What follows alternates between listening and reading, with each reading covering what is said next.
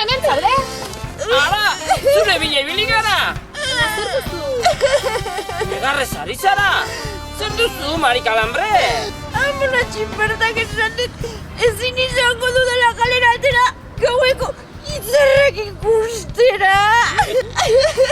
Eta hori zergatik? Maudako aporrak ukatu direlako. Kaixo laguno! Kaixo. Mari Kalambre triste dago udako oporra bukatu direla. Egia da, uda bukatzen ari da, baina laizten gaztainak eta itxaurrak jasoko ditugu. Benetan. Horixe baiet! Uda eta gero, udazkena baitako. Bai, eta egunak motzagoak izango dira, baina ohera harinago joango garenez, bai, ipuintxoa ere azkarrago kontatuko digute. Eta eskolara buelta egingo dugu!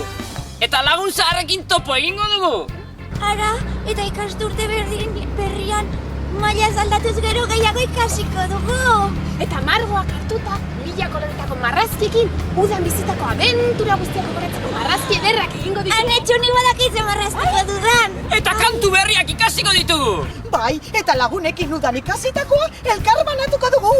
Ea zilegia, ea ze kontatzen diguten lagunek. Bai, gainera, ikasturte berri honek sorpresa ederrek ekarriko dizkigu irrien lagun guztioia. Ederra izango da klasera bueltatzea. Zuek ere lagunok, margoak hartu eta 1000 koloretako marrazkiekin, udan bizitako abentura guri bidali. Hauxe da iraieko froga! Egin ezazue udako marrazkia! Eta bidali irrienlagunak.comera. Sarra idezala, ikasturte berri honekin ere lagun arteko parrandak. Baina da. Joa!